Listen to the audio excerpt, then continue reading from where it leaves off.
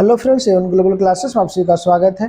दोस्तों, आज मैं फिर से बिहार दुर्गा का क्वेश्चन बैंक लेकर आए दोस्तों। और ये जो दोस्तों 1/5/2010 के एग्जामिनेशन में पूछे गए सवालों का आज हम लोग हल देखेंगे। तो दोस्तों, अगर हमारी चैनल का आपने अभी तक सब्सक्राइब नहीं किया है तो जल्द से सब्सक्राइब कर लीजिए। चलिए बिना देरी के शुरू करते हैं आज का पहला सवाल। आज का पहला सवाल है कि निम्नलिखित में भारतेंदु की सही संधि क्या है। इसका सही उत्तर हो जाएगा भारत जोड़ इंदु भारतेंदु का सही संधि विच्छेद होगा।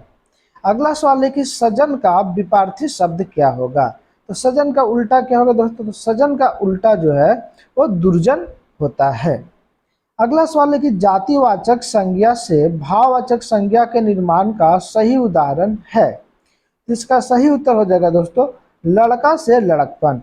लड़का एक जातिवाचक है, लड़कपन जो एक लड़के में ये भाव उत्पन्न कर रहा है कि यह लड़कपन है इसमें भी।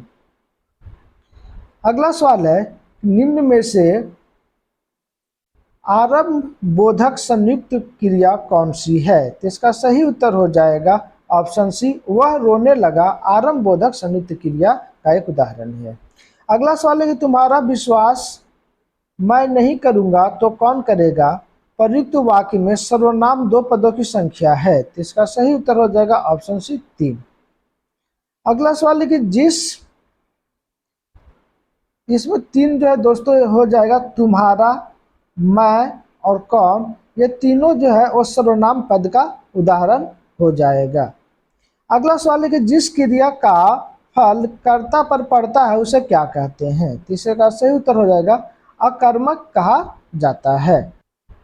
अगला सवाल है कि निम्नलिखित में से प्रश्नार्थक निपात कौन सा है। तो इसका सही उत्तर हो जाएगा क्या जो है प्रश्नार्थक निपातक है। अगला सवाल है कि संकेतवाचक अवयव का वाक्य है। तो इसका सही उत्तर हो जाएगा ऑप्शन ए, यह गिलास आधा भरा हुआ है। यह संकेतवाचक अवयव का एक वाक्य है। अगला सवाल है कि किसी वर्ण में हलंत का प्रयोग किया जाता है। तो इसका सही उत्तर हो जाएगा वर्ण को बिना स्वर से प्रयोग करने के लिए हलंत का प्रयोग किया जाता है। अगला सवाल है कि सर्वनाम व सर्वनामिक विशेषण का वाक्य है। तो इसका सही उत्तर हो जाएगा ऑप्शन ए, यह पुस्तक मेरी है और वह तुम्हारी है। यह सर्वनाम और सर्वनामिक विशेषण का एक वाक्य है। अगला सवाल है कि लीलकंठ शब्द है। तो इसका सही उत्तर है लीलकंठ शब्द जो है यौगरूट शब्द है। अगला सवाल है कम टू में प्ले खाली स्थान सैटरडे नाइट। तो इसका हो जाएगा सैटरडे ऑन सैटरडे नाइट हो जाएगा। अगला सवाल है चूज द करेक्ट सेंटेंस। तो इसका सही उत्तर हो जाएगा the doctor has been living her since 2005। अगला सवाल है कि pick out the correct spelled word. तो इसका करेक्ट स्पेलिंग वर्ड कौन सा होगा। तो इसका सही उत्तर हो जाएगा ऑप्शन डी, ओनेली जो है ये डी ऑप्शन सही हो जाएगा। अगला सवाल है choose the correct antonym of honest. तो ऑनेस्ट का एंटोनेम क्या होगा। तो इसका सही उत्तर हो जाएगा option C, dishonest. Honest का एंटोनेम हो जाएगा। अगला सवाल है कि सन 1946 ईस्वी में उद्देश्यों संबंधी प्रस्ताव की रचना किसने की। तो इसका सही उत्तर हो जाएगा ऑप्शन डी, जवाहरलाल नेहरू ने उद्देश्यों संबंधी प्रस्ताव की रचना की थी। संविधान में उद्देशिका का होना चाहिए। अगला सवाल है कि पृथक निर्वाचन पद्धति का शुरुआत निम्न में से किसके द्वारा हुआ था। तो इसका सही उत्तर हो जाएगा ऑप्शन सी, मार्लो मिंटो सुधार के द्वारा पृथक निर्वाचन का शुरुआत किया गया था। अगला सवाल है कि स्वतंत्रता या मृत्यु का नारा किसके द्वारा दिया गया था। तो इसका सही उत्तर हो जाएगा ऑप्शन बी, अमेरिकी सेना के द्वारा स्वतंत्रता या मृत्यु का नारा दिया गया था। अगला सवाल है कि बोस्टन बंदरगाह 340 चाय के बॉक्सों को समुद्र में फेंका गया, इस घटना को किस नाम से जाना जाता है। तो इसका सही उत्तर हो जाएगा option C, Boston tea party के नाम से जाना जाता है। अगला सवाल है कि अमेरिका, कनाडा, डेनमार्क, ब्रिटेन, पुर्तगाल, फ्रांस, बेल्जियम, हॉलैंड, लग्जमबर्ग, तुर्की और ग्रीस ने एक सैनिक संधि की जिसे कहा जाता है। तो इसका सही उत्तर हो जाएगा ऑप्शन बी, नाटो कहा जाता है। तो नाटो की दोस्तों जो स्थापना है वो 4 अप्रैल 1949 ईस्वी को किया गया था। और कहाँ किया गया था? तो वाशिंगटन डीसी में इसका स्थापना किया गया था, निर्माण किया गया था। इसका मुख्यालय कहाँ है? तो बेल्जियम की राजधानी ब्रुसेल्स में नाटो का मुख्यालय स्थित है। अगला सवाल है कि राष्ट्र संघ के सदस्य अस्थायी सदस्य थे, तो इसका सही उत्तर हो जाएगा राष्ट्र संघ के अस्थायी सदस्य जो थे वो फ्रांस, ब्रिटेन, इटली और जापान थे। अगला सवाल है कि प्रथम विश्व युद्ध का मुख्य कारण क्या था? तो इसका सही उत्तर हो जाएगा ऑप्शन बी, त्रिपक्षीय संधि प्रथम विश्व युद्ध का मुख्य कारण रहा था। अगला सवाल है कि पाषाण युग में काटने के लिए सामान्यतः प्रयुक्त उपकरण को कहा जाता था? तो इसका सही उत्तर हो जाएगा ऑप्शन बी, गड़ासा कहा जाता था। अगला सवाल है कि गुप्त काल में प्रसिद्ध गणितज्ञ थे, तो इसका सही उत्तर हो जाएगा आर्यभट्ट जो थे गुप्त काल में प्रसिद्ध गणितज्ञ और खगोल शास्त्री थे। अगला सवाल है कि अलाई दरवाजा किसके शासनकाल में बनाया गया था? तो इसका सही उत्तर हो जाएगा ऑप्शन सी, अलाई दरवाजा जो है अलाउद्दीन खिलजी के शासनकाल में बनाया गया था। अगला सवाल है कि राजा राम मोहन राय के द्वारा चलाया गया सुधार आंदोलन कौन सा था? तो इसका सही उत्तर हो जाएगा ऑप्शन डी, ब्रह्म समाज जो था ये सुधार आंदोलन के अंतर्गत चलाया गया था। ब्रह्म समाज का स्थापना कब किया गया था? तो 1828 ईस्वी में ब्रह्म समाज की स्थापना राजा राम मोहन के द्वारा किया गया था। 20 अगस्त 1828 ईस्वी को ब्रह्म समाज की स्थापना किया गया था। अगला सवाल है कि थियोसोफिकल सोसाइटी का स्थापना किनके द्वारा किया गया था? तो इसका सही उत्तर हो जाएगा ऑप्शन ए, मैडम वालास्तिकी के द्वारा थियोसोफिकल सोसाइटी की स्थापना किया गया था। और ये कब किया गया था? तो 1875 ईस्वी में किया गया था थियोसोफिकल सोसाइटी की स्थापना। अगला सवाल है कि गद्दर पार्टी की स्थापना कहाँ हुई थी? तो इसका सही उत्तर हो जाएगा ऑप्शन सी, कनाडा एवं यूएसए में गद्दर पार्टी की स्थापना किया गया था। गद्दर पार्टी के संस्थापक कौन थे? तो लाला हरदयाल के नेतृत्व में 1 नवंबर 1913 ईस्वी को गद्दर पार्टी की स्थापना किया गया था। अगला सवाल है कि महात्मा गांधी ने भारतवर्ष में पहला सत्याग्रह कहाँ आरंभ किया था? तो इसका सही उत्तर हो जाएगा चंपारण में पहला सत्याग्रह किए थे महात्मा गांधी ने। और कब किए थे? तो 1917 ईस्वी में किए थे। अगला सवाल है कि असहयोग आंदोलन का शुरुआत कब हुआ था? तो इसका सही उत्तर हो जाएगा असहयोग आंदोलन का शुरुआत जो है 1920 ईस्वी में हुआ था। और डेट वाइज पूछा जाए तो 1 अगस्त 1920 ईस्वी को असहयोग आंदोलन का शुरुआत किया गया था। अगला सवाल है कि इक्वाडोर का चिम्बाराओ ज्वालामुखी निम्नलिखित में से किस श्रेणी में आता है? तो इसका सही उत्तर हो जाएगा ये शांत ज्वालामुखी में आता है। अगला सवाल है कि विषुवतीय रेखा क्षेत्र के सघन वन लाभदायक की है? तो इसका सही उत्तर हो जाएगा ऑप्शन बी, जड़ी बूटी के लिए यह अत्यधिक लाभदायक है। अगला सवाल है कि आप ग्लास हाउस में सब्जियां कहाँ उगाएंगे? तो इसका सही उत्तर हो जाएगा ऑप्शन डी, डुंड्रा में उपजाया जाएगा। अगला सवाल है कि विषुवत रेखा के समीप तापमान सबसे अधिक होता है क्योंकि? तो इसका सही उत्तर हो जाएगा ताप छोटे क्षेत्र में केंद्रित होता है जिसके कारण विषुवत रेखा में अत्यधिक गर्मी पड़ता है। अगला सवाल है कि आग्नेय शैलों में निम्नलिखित में से कौन सा तत्व नहीं पाया जाता है? तो इसका सही उत्तर हो जाएगा ऑप्शन बी, इसे पत्थरदार चट्टान भी कहा जाता है और इसमें जो है कोई तत्व नहीं पाया जाता है। अगला सवाल है कि निम्नलिखित में से कौन सा खाद्य फसल नहीं है? तो इसका सही उत्तर हो जाएगा ऑप्शन सी, चाय जो है यह खाद्य फसल नहीं है। चाय जो है यह पेय पदार्थ है। अगला सवाल है कि निम्नलिखित में से कौन सा कारक विषम जलवायु प्रकार के लिए मुख्यतः उत्तरदायी है? तो इसका सही उत्तर हो जाएगा ऑप्शन सी, सागर से दूरी। अगला सवाल है कि जनगणना 2001 के अनुसार निम्नलिखित में से किस राज्य में महिला साक्षरता प्रतिशत सर्वाधिक की है? तो इसका सही उत्तर हो जाएगा ऑप्शन डी, केरल में। अगला सवाल है कि लिग्नाइट किस प्रकार का कोयला है? तो इसका सही उत्तर होगा निकलाइट जो है और निम्न स्तर का एक कोयला है। अगला सवाल है कि गेहूं किस जलवायु की फसल होती है? तो इसका सही उत्तर तो गेहूं जो है शीतोष्ण जलवायु का एक फसल है। अगला सवाल है कि इंडियन कॉपर कॉरपोरेशन कहाँ स्थित है? तो इसका सही उत्तर हो जाएगा ऑप्शन सी, घाटशिला में स्थित है।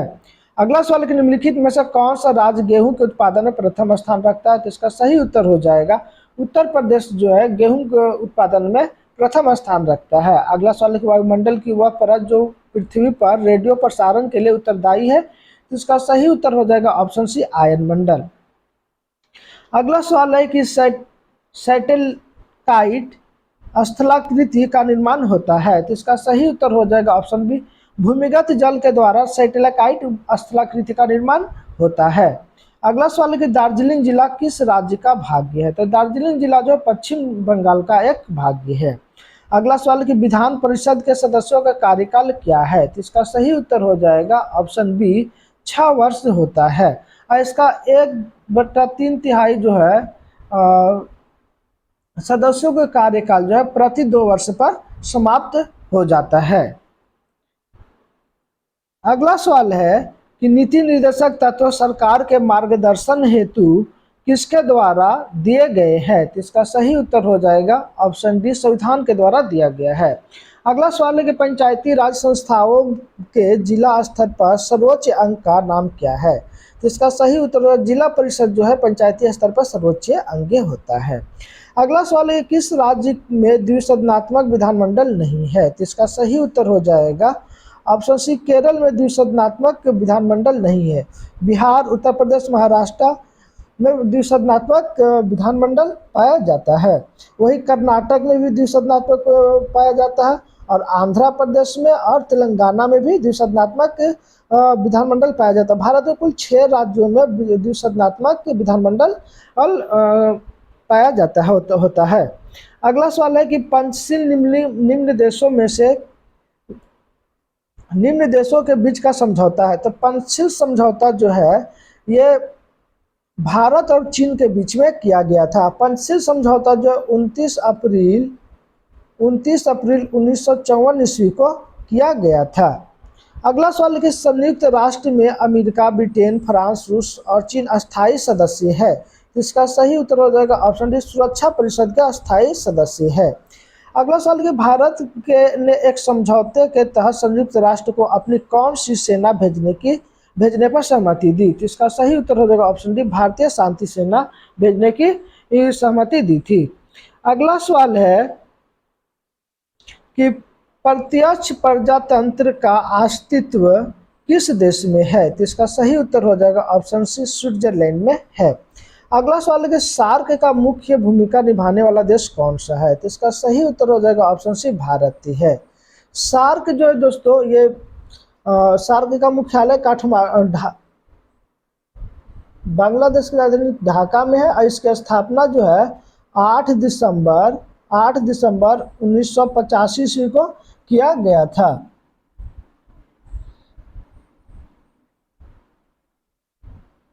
सार्क की स्थापना क्या की तो ढाका में किया गया था सार्क का स्थापना।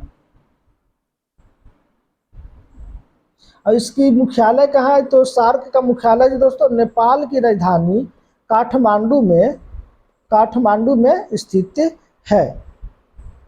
अगला सवाल है कि अनुच्छेद 19 के अंतर्गत कौन सा स्वतंत्रता का अधिकार नहीं है? तो इसका सही उत्तर हो जाएगा ऑप्शन सी कि व्यक्तित्व स्वतंत्रता का अधिकार अनुच्छेद 19 के अंतर्गत नहीं दिया गया है। अगला सवाल है कि निम्नलिखित में से कौन सी भारतीय संविधान की विशेषता नहीं है? तो इसका सही उत्तर हो जाएगा ऑप्शन बी एक अलिखित संविधान। अगला सवाल है कि उच्च न्यायालय के न्यायाधीशों की रिटायरमेंट की उम्र है? तो इसका सही उत्तर हो जाएगा ऑप्शन डी 62 वर्ष है।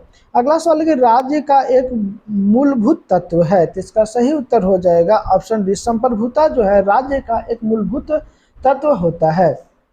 किसी राज्य को होने के लिए 4 चीज का होना जरूरी होता है। पहला भूमि होना चाहिए राज्य के पास अपना, जनसंख्या होना चाहिए, तीसरा सरकार होना चाहिए, चौथा संप्रभुता होना चाहिए।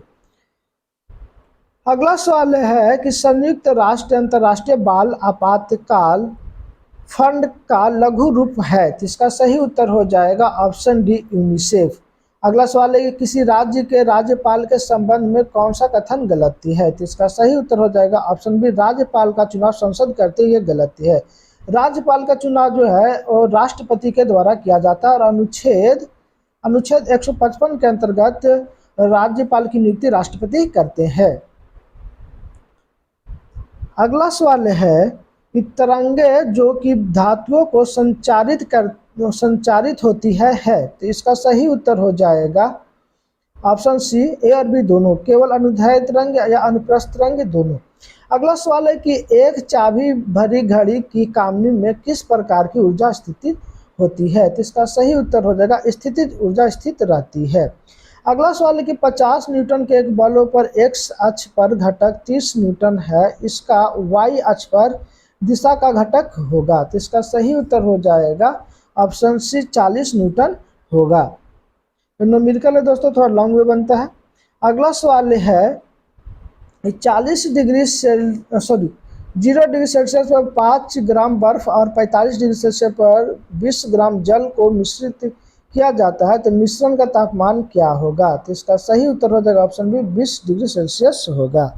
अगला सवाल है कि एक रॉकेट जिस सिद्धांत पर कार्य करता है वह है। तो इसका सही उत्तर हो जाएगा ऑप्शन सी, गति तथा तृतीय नियम के सिद्धांत पर, न्यूटन के तृतीय नियम के सिद्धांत पर कार्य करता है।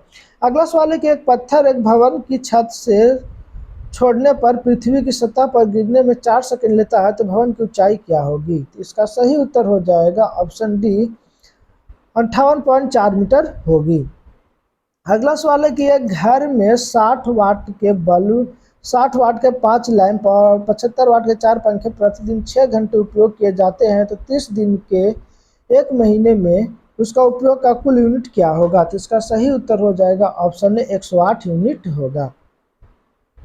अगला सवाल है कि एक तरंग 0.1 सेकेंड से 24 चक्र पूरा करती है, तो तरंग की आवृत्ति क्या होगी। तो इसका सही उत्तर हो जाएगा ऑप्शन ए, 30 हर्ट्ज होगा।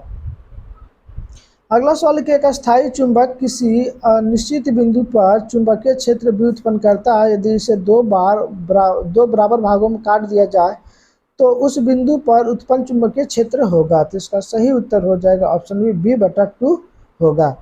अगला सवाल है कि सूचीबद्ध फोकस दूरी वाले 4 लेंसों का प्रयोग एक सूक्ष्मदर्शी अभिदृश्यक के रूप में करने पर विचार किया जा रहा है, जो लेंस किसी निश्चित नेत्रका के साथ सर्वाधिक आवर्धक पैदा करेगी, उसकी फोकस दूरी होगी। तो इसका सही उत्तर हो जाएगा ऑप्शन बी, 5 mm होगी। अगला सवाल है घरेलू खाना पकाने की गैस द्रवित पेट्रोलियम गैस में मुख्य रूप से होता है। तो इसका सही उत्तर हो जाएगा ऑप्शन डी, ब्यूटेन और आइसोब्यूटेन की द्रवीभूत रूप होता है। अगला सवाल है कि रदरफोर्ड के अल्फा कण परिकलन प्रयोग द्वारा किसकी खोज हुई थी। तो इसका सही उत्तर हो जाएगा ऑप्शन ए, प्रोटॉन की खोज हुई थी। अगला सवाल है कि वह सेल जिसमें विद्युत धारा का उत्पादन रासायनिक अभिक्रिया के फलस्वरूप होता है कहलाता है। तो इसका सही उत्तर हो जाएगा ऑप्शन ए, विद्युत रासायनिक सेल कहा जाता है। अगला सवाल है कि समांगी सदृश मिश्रण का उदाहरण है। तो इसका सही उत्तर हो जाएगा ऑप्शन ए, गन पाउडर का एक उदाहरण है। अगला सवाल है कि स्फटिक रासायनिक दृष्टिकोण से है। तो स्फटिक जो है रासायनिक दृष्टिकोण से सोडियम सिलिकेट होता है। अगला सवाल है कि जब मैग्नीशियम और क्लोरीन के बीच अभिक्रिया होती है तब क्या होता है। तो इसका सही उत्तर हो जाएगा ऑप्शन डी, प्रत्येक मैग्नीशियम परमाणु 2 इलेक्ट्रॉन का त्याग करता है। अगला सवाल है कि वह तरल जो ऑक्सीकारक तथा अवकारक दोनों की तरह कार्य करता है। तो इसका सही उत्तर हो जाएगा ऑप्शन डी, हाइड्रोजन पेरोक्साइड। अगला सवाल निम्नलिखित में से किस अणु में द्विबंध है। तो इसका सही उत्तर हो जाएगा ऑप्शन सी, ऑक्सीजन में द्विबंध अणु है। अगला सवाल की दहन की क्रिया के लिए निम्नलिखित में कौन सी शर्त आवश्यक है। तो इसका सही उत्तर हो जाएगा ऑप्शन सी, पदार्थ का ज्वलन ताप की प्राप्ति दहन क्रिया के लिए शर्त आवश्यक है। अगला सवाल है कि कार्बन 14 और 6 14 और 7 न्यूटन 14 उदाहरण किसका होगा। तो ये इसका सही उत्तर हो जाएगा ऑप्शन बी, संभारिक का ये एक उदाहरण है। अगला सवाल है कि प्रकाश संश्लेषण की दर अधिकतम होती है। तो इसका सही उत्तर हो जाएगा ऑप्शन सी, लाल तरंग के प्रकाश का उदाहरण है। एक पौधा पर दूसरा उगने वाला पौधा कहलाता है? तो इसका सही उत्तर हो जाएगा ऑप्शन डी, एपीफाइट कहलाता है। अगला सवाल है कि एम्फीबियंस है, तो इसका सही उत्तर हो जाएगा एम्फीबियंस जो है जल और थल पर दोनों में समान रूप से रहते हैं, उसे क्या कहते हैं? एम्फीबियंस कहा जाता है। अगला सवाल है कि निम्नलिखित में से कौन पौधे में उत्सर्जन का एक उपोत्पाद नहीं है? इसका सही उत्तर हो जाएगा ऑप्शन सी, यूरिक एसिड जो है पौधों में उत्सर्जन का उपोत्पाद नहीं है। अगला सवाल, निम्नलिखित में कौन सी संरचना प्रोकैरियोटिक कोशिका में नहीं पाई जाती है? तो इसका सही उत्तर हो जाएगा ऑप्शन सी, केंद्रिका झिल्ली में नहीं पाई जाती है।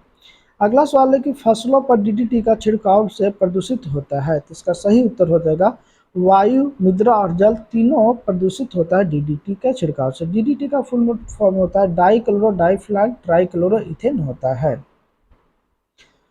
अगला सवाल है कि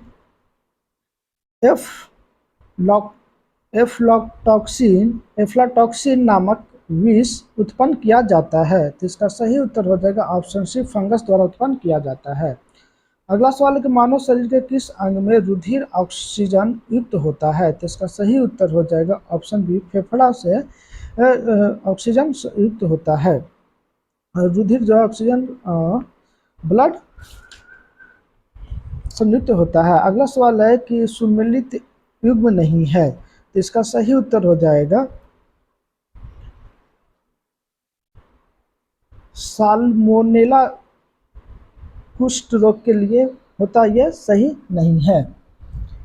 साल्मोनेला जो है टाइफी नामक जीवाणु से टाइफाइड रोग होता है। साल्मोनेला से टाइफाइड रोग होता है। अगला सवाल है कि मियोसिस के लिए कौन सा कथन सही है? तो इसका सही उत्तर हो जाएगा ऑप्शन बी कि मियोसिस एक अर्धसूत्री विभाजन है। धन्यवाद दोस्तों, हमारा वीडियो आप लोग कैसा लगा कमेंट करके जरूर बताएं। दोस्तों अगर हमारे चैनल का आपने अभी तक सब्सक्राइब नहीं किया तो जल्द से सब्सक्राइब कर लीजिए।